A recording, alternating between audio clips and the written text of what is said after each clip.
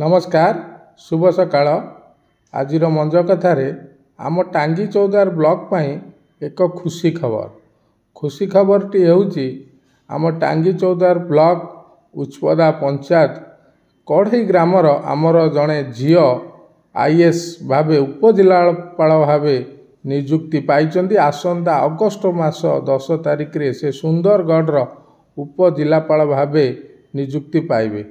आम मणिया ग्राम पड़ोसी ग्राम कढ़ई ग्रामर तपस्विनी बेहेरा यही सौभाग्यर अधिकारी होइचंदी। सेथिपाई तांकु एवं तांकर परिवार को अशेष अभिनंदन एवं शुभकामना।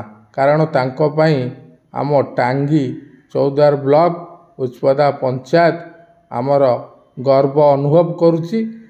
तांकर भविष्यत उज्जवल कामना करुछु। धन्यवाद। नमस्कार।